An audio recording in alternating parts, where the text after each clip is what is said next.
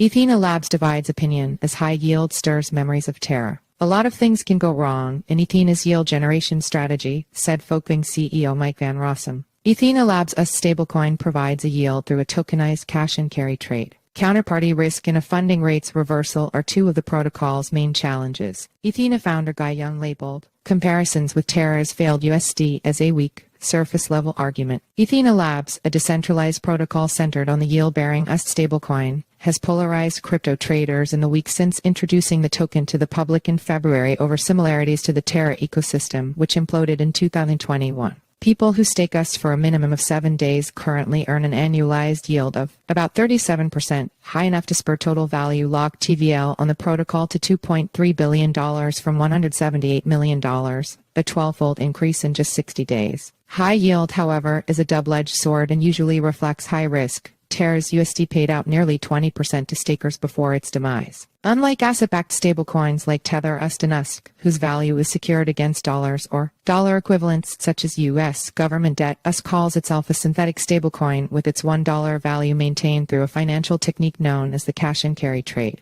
The trade, which involves buying an asset and simultaneously shorting a derivative of the asset to collect the funding rate or the difference between the two prices, is well known in traditional finance and doesn't carry directional or delta risk. The trade itself is very safe and well understood. Many folks, including Folkvang, have been running trades like this for years, Folkvang founder Mike Van Rossum said in a post on X, but keep in mind it's only risk-free when talking about delta. There are a lot of things that can go wrong here, such as any issue with any of the exchanges these positions and collateral are managed on, as well as issues around trying to execute hundreds of millions or billions in very volatile markets. How does Ethena work? Ethena users mint USD tokens by depositing stablecoins like USD, DAI, and USD on the protocol. They can then stake the minted USD, which has a market cap of $21.3 billion, in return for the yield. To generate that yield, Ethena has deployed several strategies that hinge around the cash and carry trade. Funding rates on Bitcoin, BTC, and Ether ETH perpetuals are currently positive, which means long positions pay short positions, generating a return for those shorting the market. Funding rates typically flip negative in falling markets, which means Ethena's yield source might dry up if cryptocurrency enters another bearish cycle.